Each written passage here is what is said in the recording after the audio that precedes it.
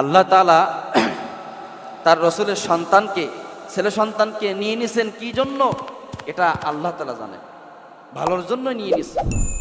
কারণ কি, এখন পীর সাহেবের ছেলেদের যখন পীর সাহেব মারা যাবে, তার ছেলে সন্তান থাকলে তার পা চাটতেছে, কি বলেন, পা চাটতেছে, আপনার পায়ে গিয়ে সিজদা দিতেছে। আর আল্লাহর নবী মুহাম্মদুর রাসূলুল্লাহ সাল্লাল্লাহু আলাইহি ওয়াসাল্লামের ছেলে সন্তান যদি বেঁচে থাকতো, তাহলে এই যুগের মানুষেরা কি করতো? তাহলে চিন্তা করেন বিষয়। আল্লাহ রসুলের ছেলে সন্তান মৃত্যুবরণ করেছে, এটা আল্লাহ তাআলা ভালো জানেন, ফিতনা সৃষ্টি হইত। এই জন্য আল্লাহ রসুলের নাম নেওয়ার মতো এমন মানুষ আছে যে কিয়ামত পর্যন্ত পাগল পারা থাকবে। আল্লাহ তাআলা তাকে প্রাচুর্য দান করেছে, আধিক্য দান করেছে, সুবহানাল্লাহ বলেন। বিশ্বনবী সাল্লাল্লাহু আলাইহি ওয়াসাল্লাম এই সূরাটা পেয়ে অনেক খুশি হয়েছিলেন। কি হয়েছিলেন? খুশি হয়েছিলেন, এমন খুশি যে বিশ্বনবী সাল্লাল্লাহু আলাইহি ওয়াসাল্লাম বলেছেন, সূর্য যেখানে যেখানে আলো দেয় সব কয়টা যদি আমাকে দেয়া হতো, ওই জায়গাগুলো যদি আমাকে দেয়া হতো, হ্যাঁ, আমি যত খুশি হতাম তার থেকে বেশি খুশি হয়েছি আমাকে এই সূরাটা দেওয়ার কারণে। আল্লাহ তাআলা যে এই সূরাটা নাজিল করেছে ওনার উপরে, তার থেকে বেশি খুশি হয়েছে সূর্য আলো দেওয়ার, ওই জায়গা সব দিলেও খুশি হইতো না, তার থেকে খুশি হয়েছে সূরাটা আল্লাহ রসুলকে দেওয়ার কারণে, সুবহানাল্লাহ বলেন। এমন খুশি হয়েছে। আমরা তো এই সূরাটা ভালোবাসি শুধুমাত্র সংক্ষিপ্ত হওয়ার কারণে। বিশ্বনবী সাল্লাল্লাহু আলাইহি ওয়াসাল্লাম এই সূরাটা অনেক ভালোবাসতেন। সাহাবায়ে কেরাম বললেন, বিশ্বনবী গো, সেই সূরাটা কি সূরা, একটু আমরা শুনতে চাই, একটু জানতে চাই। আল্লাহ রাসূল সাল্লাল্লাহু আলাইহি ওয়াসাল্লাম সঙ্গে সঙ্গে সাহাবায়ে কেরামদের সামনে পড়া শুরু করে দিলেন, আরম্ভ করলেন।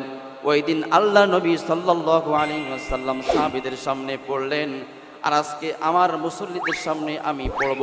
আপনারা পড়তে রাজি আছেন? জোরে না আসেন, আমার সাথে বলেন, আউযু বিল্লাহি মিনাশ শাইতানির রাজীম, বিসমিল্লাহির রাহমানির রহিম, ইন্না আ'তাইনাকাল কাউসার ফাসাল্লি লিরাব্বিকা ওয়ানহার, ইন্না শানিআকা হুয়াল আবতার। আল্লাহু আকবার।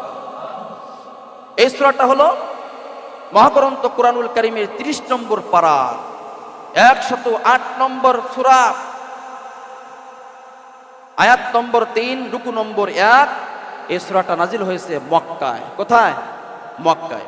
আল্লাহ বলেন, ইন্না আ'তাইনাকাল কাউসার। আল্লাহ সুবহানাহু ওয়া তাআলা বলেন, আমি নিশ্চয়ই আমি আপনাকে হাউজে কাউসার দান করেছি, প্রাচুর্য দান করেছি, কাউসার দান করেছি, আধিক্য দান করেছি। আপনার নাম নেওয়ার মতো সবাই থাকবে, যারা আপনার নির্বংশ বলেছে তাদের নাম নেওয়ার মতো পৃথিবীতে কেউ থাকবে না। আধিক্য দান করেছি, প্রাচুর্য দান করেছি। হাসরের ময়দানে ওই কাউসারের পাশে গিয়ে মানুষেরা সব হাউজে কাউসারের পানি পান করবেন। সুবহানাল্লাহ বলেন।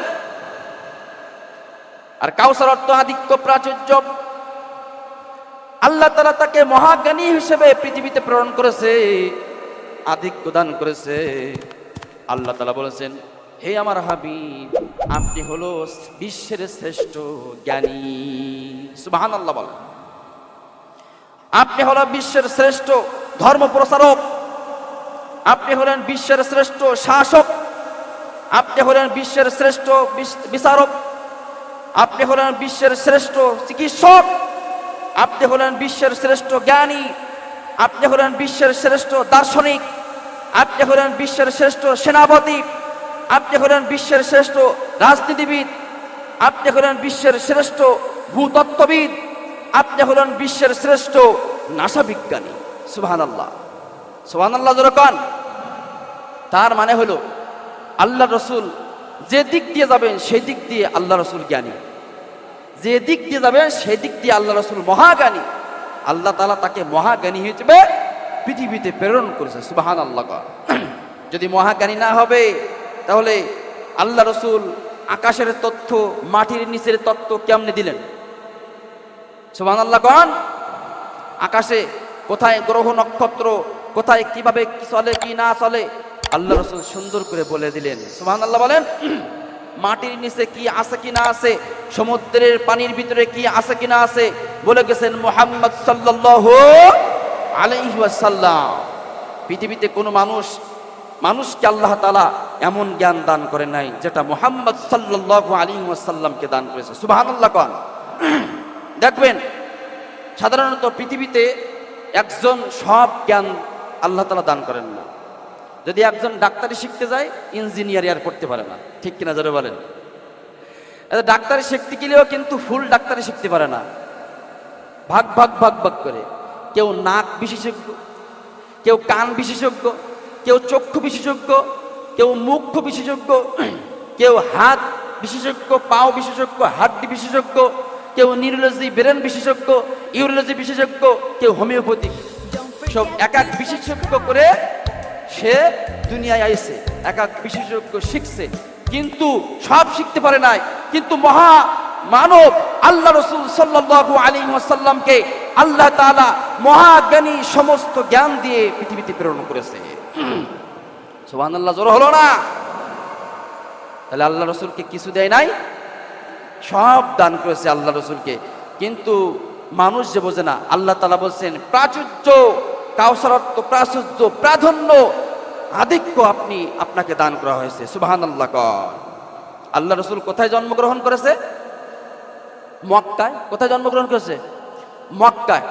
মক্কায় জন্মগ্রহণ করেছে। উনি কিন্তু নদী পার হন নাই, সমুদ্র পার হন নাই। উনি কিন্তু আপনার মাটির ভিতরে গিয়ে দেখেন না কি কি আছে এরকম দেখছে নাকি? আল্লাহ রসুল কোথায় গেছে? মক্কা থেকে মদিনায় হিজরত করে গেছে, এরপরে উত্তরায় তাবুক পর্যন্ত চলে গেছে। তা সমুদ্রে পার হয়েছে? সমুদ্র পার হয় নাই। কিন্তু সমুদ্রের পানির ভিতরে কি আছে কি না আছে আল্লাহ তাআলা তার রসুলকে জানিয়েছে। ১,৫০০ বছর আল্লাহ রসুল ১,৫০০ বছর পূর্বে আল্লাহ রসুল বলে গেছে, সেটা এখন বাস্তবে পরিণত হচ্ছে। সুবহানাল্লাহ। আল্লাহ রসুল বলছেন মারাজাল বাহরাইনি ইয়ালতাকিয়ান বাইনাহুমা বারযাখুল লা ইয়াবগিয়ান। আল্লাহু আকবার। এটা আল্লাহর কথা, আল্লাহ রসুল বলছে। আল্লাহ রসুল বলছে দুইটা স্রোতধারা পাশাপাশি প্রবাহিত হচ্ছে, একটা হলো লবণ পানি দ্বারা, আর একটা হলো মিষ্টি পানি, আর একটা হলো পরিষ্কার পানি, আর একটা হলো ঘোলা পানি। মাঝখানে একটা পার্টিশন, পর্দা। লবণ পানি পরিষ্কার পানির ভিতরে আসতে পারে না, লবণ পানি আপনার মিষ্টি পানির ভিতরে আসতে পারে না, ঘোলা পানি পরিষ্কার পানির ভিতরে আসতে পারে না। এরা ভেদ করতে পারে না, যার যার মতো চলতেছে। এটা বলে গেছেন মুহাম্মদ সাল্লাল্লাহু আলাইহি ওয়াসাল্লাম ১,৫০০ বছর পূর্বে। এখন সেটা বাস্তবে পরিণত আমরা দেখছি না? দেখছেন? দেখছি। এটা কিভাবে বললো? আল্লাহ তাআলা তাকে জানিয়েছে, মহাজ্ঞানী হিসেবে প্রেরণ করেছে। শুধু তাই নয়, বিশ্বনবী আরো বলেন ইয়াখরুজু মিনহুমাল লু'লু'ু ওয়াল মারজান, উভয় নদী থেকে মণি মুক্তা প্রবাল বের হয়। আল্লাহ রাসূলকে আপনার নদীতে সাঁতার দিয়ে নদীর ভিতরে গিয়ে দেখছে মণিমুক্ত হার প্রবাল, এগুলো দেখছে নাকি? দেখছে না। কিভাবে বললো? আল্লাহ তাআলা তাকে জানিয়েছে। সুবহানাল্লাহ। শুধু তাই নয়, বিশ্বনবী সাল্লাল্লাহু আলাইহি ওয়াসাল্লাম আরো বলেছেন পৃথিবীটা হলো কতকগুলো খণ্ড খণ্ড। পৃথিবীটা হলো কতকগুলো খণ্ড খণ্ড। এলা পৃথিবী সম্পর্কে বলেছেন খণ্ড খণ্ড, এগুলোর সমন্বয়ে পৃথিবী। বিজ্ঞানীরাও তাই বলেছে, পৃথিবীটা হলো খণ্ড খণ্ড। এখানকার এক জায়গার মাটি আরেক জায়গার মাটি একসাথে, বিজ্ঞানীরা বলছে ওখানকার মাটি আরেক জায়গার মাটি এখানকার মাটি এক জায়গায় করলে, একটা ইট তৈরি করলে ওই ইটটা মজবুত হয়। এক জায়গার মাটি একরকম, আরেক জায়গার মাটি আরেক রকম, মিশ করলে সেই জিনিসটা কি হয়? মজবুত হয়। সুবহানাল্লাহ। এটা বলে গেছেন মুহাম্মদ সাল্লাল্লাহু আলাইহি ওয়াসাল্লাম ১৫০০ বছর পূর্বে এটা তা বাস্তবে পরিণত হয়েছে, বিজ্ঞানীরা প্রমাণ করে দিয়েছে। সুবহানাল্লাহ কোন। শুধু তাই নয়, পাহাড় সম্পর্কে আল্লাহ রাসূল সাল্লাল্লাহু আলাইহি ওয়াসাল্লাম বলেছেন, জুদাতুন বিজুন হুমুরুম মুখতালিফুন আলওয়ানহু। সুবহানাল্লাহ কোন।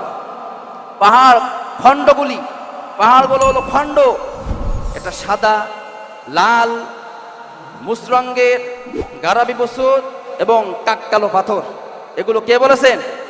আল্লাহ রাসূল সাল্লাল্লাহু আলাইহি ওয়াসাল্লাম বলেছেন। আল্লাহ তাআলা বলেছেন, আপনার কথা হলো সত্য হে আমার নবী, আপনার কথা হলো সত্য। এই সত্য কথা কেউ নড়াচড়া করতে পারবে না, আর পারবেও না, কিয়ামত পর্যন্ত পারার ক্ষমতা কারোর নাই। কথা বলেন ঠিক কিনা? কিন্তু আমি আল্লাহ আপনাকে এটা দান করেছি। সুবহানাল্লাহ। তাহলে আল্লাহ তাআলা তার রাসূলকে মহাজ্ঞানী হিসেবে আখ্যায়িত করেছে। সুবহানাল্লাহ বলেন। আল্লাহ তারপর বলেছেন, ফাসাল্লি লিরাব্বিকা ওয়ানহার।